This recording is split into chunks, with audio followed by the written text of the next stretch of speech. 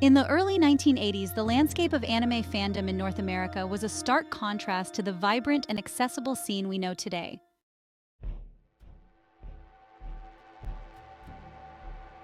This pivotal era, characterized by limited resources and technological constraints, presented anime enthusiasts with a myriad of challenges in their passionate pursuit of Japanese animation.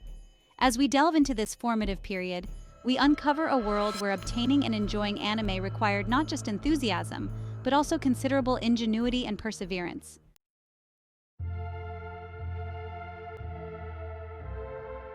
William Chow, a devoted anime aficionado during this transformative time, offers a first-hand account of the obstacles faced by fans. The technological limitations of the era profoundly shaped our anime viewing experience.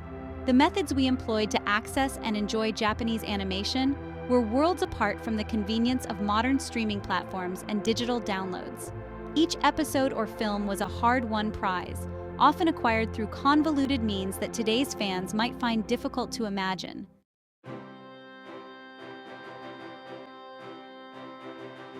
This episode aims to paint a vivid and detailed picture of the anime fan experience in North America during the 1980s. We will explore the innovative strategies and unwavering dedication required to pursue this niche interest in a pre-internet world. From navigating language barriers to deciphering limited information sources, we'll uncover the lengths to which fans went to indulge their passion for anime. By examining this era, we not only pay homage to the pioneering spirit of early anime enthusiasts, but also gain a deeper appreciation for the accessibility we enjoy today. In the mid-1980s, the landscape of anime fandom in North America bore little resemblance to the thriving community we witness today. The pursuit of Japanese animation was a challenging endeavor, fraught with obstacles that modern fans might find difficult to fathom. William Chow, a passionate anime enthusiast who lived through this transformative era, provides a vivid account of the struggles and triumphs that defined the early days of North American anime fandom. It was in the latter half of 1985, perhaps early 1986, when I made the move to Vancouver. My fervent enthusiasm for anime was quickly tempered by a harsh reality: the utter scarcity of accessible sources for Japanese animation. In that pre-digital age, the notion of instantaneous information retrieval was purely science fiction. There was no Google at our fingertips, no ability to simply type Japanese anime near me and receive a wealth of results in milliseconds. Indeed, the digital revolution that we now take for granted was still years away from transforming how we access and consume media. The Yellow Pages, that hefty tome of local business listings, stood as the primary source of information for most consumers. However, even this comprehensive directory offered no respite for anime enthusiasts, as Japanese animation was a category far too niche to warrant its own listing. Faced with such limitations, dedicated fans like Chow were compelled to devise inventive strategies to fuel their passion. I embarked on a meticulous, often frustrating journey through the phone book, scrutinizing every page for any business with a Japanese connection, be it grocery stores, bookshops, or cultural centers. My hope was that these establishments might serve as gateways to the world of anime I so desperately sought to explore.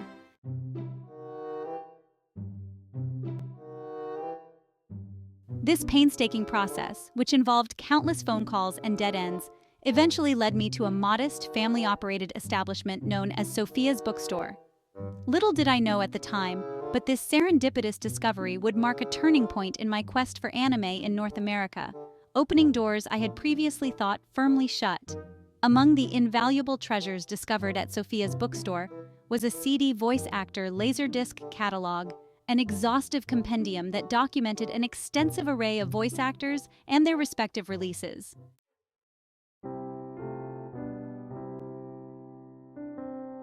This meticulously curated resource would prove to be an indispensable cornerstone in our burgeoning understanding of the intricate and diverse anime landscape in Japan during this transformative period, whimsically referred to as the Golden Era of anime. The catalog served as an illuminating portal into a world that had previously been enshrouded in an impenetrable veil of mystery, offering anime enthusiasts unprecedented access to a wealth of information about the vast array of anime titles available in Japan. This comprehensive guide provided detailed insights into voice actors, their roles, and the productions they were involved in, allowing fans to piece together a more complete picture of the anime industry. Sophia's bookstore, demonstrating remarkable foresight and recognizing the untapped potential of this niche market, took a pioneering step by offering to order these specialized materials for passionate enthusiasts. This service, though time-consuming and often costly due to international shipping and import fees, represented nothing short of a paradigm shift in the pursuit of anime in North America. It bridged the vast cultural and geographical divide between Japanese anime producers and North American consumers, opening up new avenues for fans to explore and engage with their beloved medium.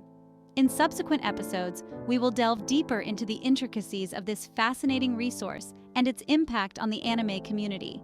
We will also explore the challenging process of purchasing anime during this era, shedding light on the hurdles fans faced in their quest for Japanese animation. Additionally, we will recount intriguing anecdotes about the experiences of ordering manga and other related items, providing a comprehensive look at the lengths to which fans went to engage with their passion. These stories serve not only as a testament to the dedication of early anime enthusiasts, but also as a stark contrast to the accessibility we enjoy today.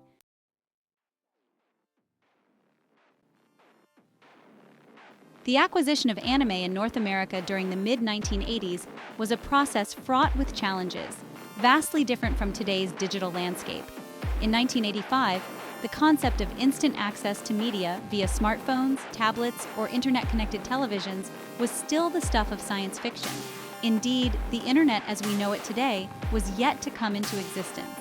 The primary method of obtaining anime relied on a complex international network. Individuals physically present in Japan would become key players in this emerging market.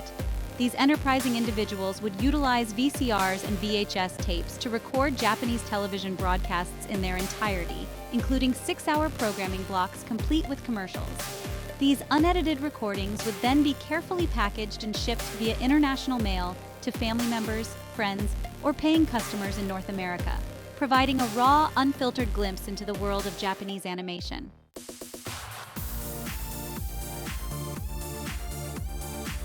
This practice led to the emergence of specialized Japanese video rental stores across North America. These establishments, often small family-run businesses, could be found listed in the Yellow Pages. Notable examples in Vancouver included Kiku Video and Fuji Video. These shops would receive regular shipments of fresh content from Japan every month or two, offering anime enthusiasts a rotating selection of new material to explore. It was through these outlets that many fans, including our narrator, first encountered iconic series such as Orange Road and City Hunter. One particularly memorable location was a video store nestled within a grocery shop on Main Street, just beyond Vancouver's downtown east side. This unassuming establishment became a treasure trove for anime fans, offering episodes of popular series like Zeta Gundam and Double Zeta Gundam. The tapes were often a hodgepodge of episodes interspersed with Japanese commercials, presented entirely in the original language without subtitles. Despite these potential barriers, fans were undeterred. For many, this raw, unfiltered content represented their first true taste of anime, and they embraced it with unbridled enthusiasm.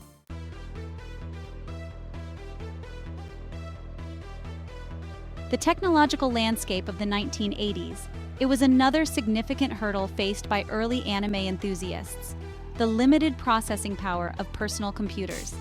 In those days, the realm of personal computing was dominated by 8-bit machines, each with its own loyal following and unique capabilities. The market was a vibrant tapestry of iconic brands and models, each pushing the boundaries of what was possible with the technology of the time. The Apple II series, with its open architecture and expandability, had become a staple in homes and schools across North America. The Commodore 64, affectionately known as the C64, had captured the hearts of millions with its affordable price point and impressive graphics and sound capabilities for its time. The revolutionary Macintosh, with its groundbreaking graphical user interface and distinctive compact design, was redefining how people interacted with computers. For those seeking cutting-edge multimedia capabilities, the Amiga 500 offered a tantalizing glimpse into the future of computing, while Atari aficionados found solace in the powerful and versatile Atari 520 ST. Each of these machines represented not just a piece of technology, but a gateway to new possibilities for anime enthusiasts eager to explore and share their passion. These machines represented the pinnacle of consumer technology at the time. In his quest to understand their capabilities, William managed to acquire and compare each of these systems. There were two objectives that propelled early anime enthusiasts to harness the power of these nascent computing systems. The anime community of the 1980s had two primary aspirations, the narrator elucidates. Their first goal was to establish a robust network for collecting and disseminating information about Japanese animation. The second objective, the narrator continues, was considerably more ambitious and technically challenging. Drawing inspiration from the overlay techniques employed by television stations for ending credits and weather forecasts in Chinese kung fu movies, these pioneering fans sought to develop innovative methods for adding subtitles to their cherished anime videos. The first objective presented a multifaceted challenge for early anime enthusiasts, stretching the limits of both technology and resourcefulness. While home computers were gradually becoming more accessible to the general public, they were still largely perceived as novelty items or sophisticated toys, rather than serious tools for information management and research. The computing power required to host, organize, and efficiently search through the vast troves of information we sought about Japanese animation was far beyond the capabilities of most consumer-grade machines of the era. This technological limitation was further compounded by the prohibitive costs associated with the necessary peripherals and services. Modems, essential for connecting to online services, were expensive pieces of hardware. Dial-up services, the primary means of accessing online content, often came with hefty subscription fees. Moreover, long-distance telephone charges, which were often incurred when connecting to remote servers or communicating with fellow enthusiasts in different area codes, could quickly accumulate to alarming amounts, creating a significant financial barrier to entry for many aspiring anime fans. Even for those fortunate enough to overcome these technological and financial hurdles, a more fundamental and equally daunting challenge loomed large: the scarcity of reliable, comprehensive sources of specialized information about anime. In an era that predated the vast, interconnected web of information we now take for granted, finding accurate and up-to-date details about Japanese animation series, their creators, and release schedules was akin to searching for needles in a global haystack. This scarcity of resources, paradoxically, made our collective endeavor all the more crucial and rewarding. It fostered a spirit of collaboration and community among anime enthusiasts that was truly remarkable. We found ourselves not just passive consumers of content, but active participants in a growing network of knowledge sharing. This nascent community became a vibrant ecosystem where discoveries were shared with enthusiasm, theories about our favorite series were debated with passion, and news about new releases was disseminated with lightning speed by the standards of the time. In many ways, this era of scarcity and challenge laid the foundation for the robust, interconnected anime fandom we see today, instilling values of mutual support and shared excitement that continue to characterize the community.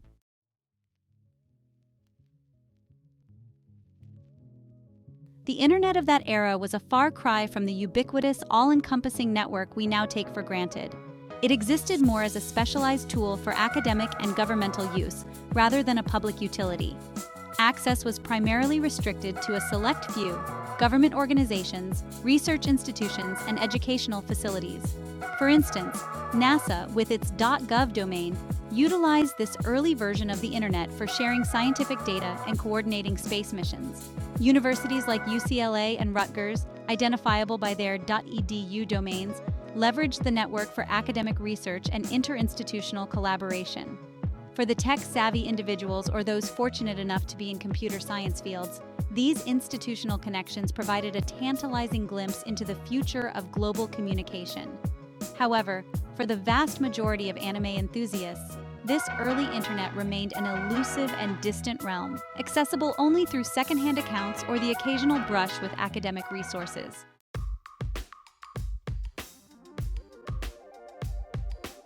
The narrative continues, illuminating an alternative avenue for online access that proved crucial for many anime fans. In the absence of widespread internet access, bulletin board systems, or BBS, emerged as a vital lifeline for the anime community. These systems can be best understood as the precursors to modern-day online forums or image boards, offering a digital space for like-minded individuals to connect and share information. In the early days of online communication, These platforms were often referred to as user groups or Usenet. Among these, rec.arts.anime stood out as the most popular and active hub for anime enthusiasts. This user group became a vibrant marketplace of ideas where fans could exchange text messages, share their thoughts on recent episodes, and discuss the nuances of their favorite series. Perhaps most remarkably, given the technological constraints of the time, users found ingenious ways to transfer images and other forms of data via text-based protocols.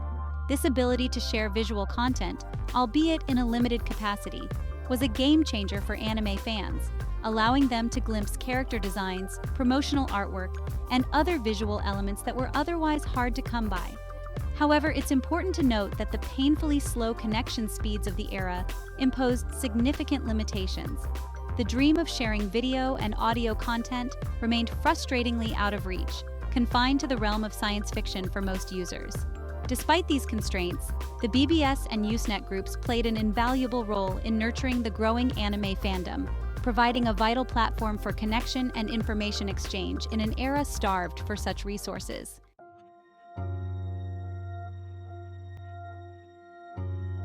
For the average home user eager to explore the burgeoning world of online anime fandom, dial-up internet emerged as the most accessible, albeit far from perfect option.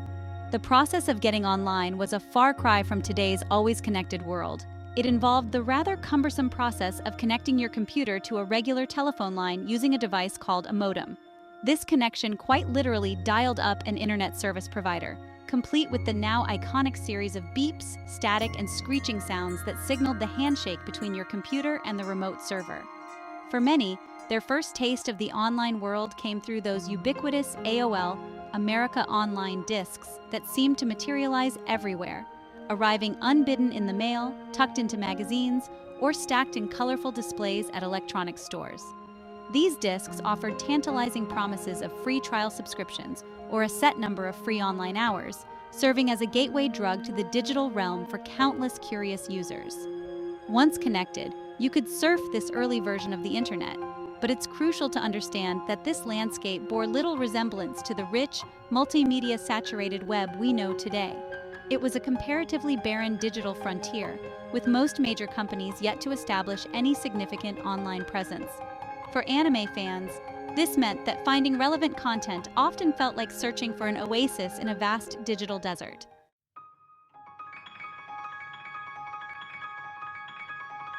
The user forum boards in shaping the early online anime community.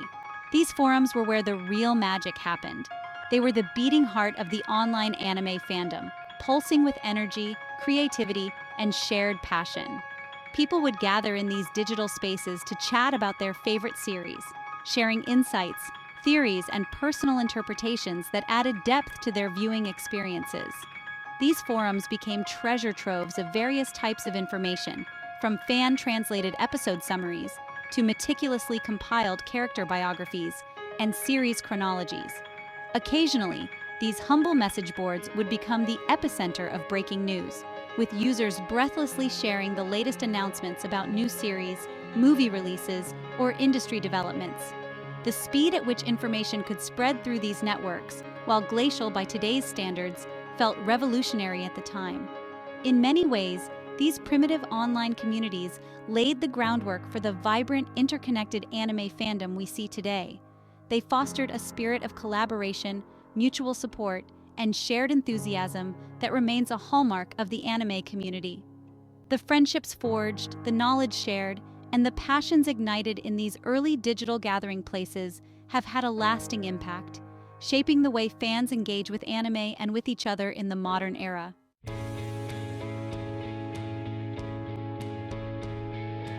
The second major ambition of early anime enthusiasts was to harness the power of computer technology to revolutionize the viewing experience for the average fan. The primary hurdle they encountered was the formidable language barrier, as Japanese anime was naturally produced in Japanese. Non-Japanese speakers, often affectionately referred to as gaijin, or foreigners in the anime community, found themselves grappling with the challenge of fully immersing themselves in and appreciating the intricate storylines without a comprehensive understanding of the dialogue. While synopsis sheets, colloquially known as Cole's notes among fans, were available as a stopgap measure, they proved to be an imperfect and often frustrating solution. Viewers frequently found themselves in a constant state of divided attention, their eyes darting back and forth between the vibrant action on the screen and the dense text on the paper. This constant interruption not only disrupted the natural flow of the narrative, but also significantly diminished the overall enjoyment of the viewing experience. Furthermore, the acquisition of these synopses was a challenge in itself, often requiring either access to elusive online sources, a rarity in the early days of the internet, or relying on the goodwill of fellow fans who would painstakingly photocopy and mail these precious documents from distant anime fan clubs. Drawing inspiration from the subtitling techniques employed in Hong Kong martial arts films, which had successfully bridged the language gap for international audiences, these pioneering anime enthusiasts embarked on an ambitious journey to develop a method for adding English subtitles to anime. This groundbreaking project catalyzed collaborations with key figures in the anime community, including the influential Bruce Carlson from the Cartoon Fantasy Organization, CFO, in Phoenix. Carlson's expertise and resources played a pivotal role in propelling their efforts forward, lending credibility and momentum to what was initially a grassroots movement. This undertaking transcended the realm of mere convenience. It was a true labor of love, fueled by a passionate desire to make Japanese animation more accessible and enjoyable for a wider global audience. The process was intricate, time-consuming, and demanded a unique blend of technical skills and linguistic expertise. It often involved meticulous translation work carried out by fans who possessed Japanese language skills, many of whom were self-taught or had limited formal training. These dedicated individuals would spend countless hours poring over dialogue, carefully considering cultural nuances and idiomatic expressions to ensure the most accurate and engaging translations possible. Once the arduous task of translation was complete, the next monumental challenge loomed, synchronizing these carefully crafted translations with the video content. This technical feat pushed the limits of the era's computing power, requiring innovative solutions and often custom-built software. Enthusiasts found themselves grappling with issues of timing, font selection, and placement, all crucial elements in creating a seamless viewing experience. The goal was to integrate the subtitles in a way that enhanced rather than detracted from the visual artistry of the anime, a delicate balance that required both technical prowess and an aesthetic sensibility. This fascinating journey into the world of early anime subtitling, from the challenges faced to the ingenious solutions devised, is a testament to the passion and ingenuity of the anime fan community. The story of how these pioneers overcame technological limitations and language barriers to share their beloved medium with a broader audience is as compelling as it is inspiring.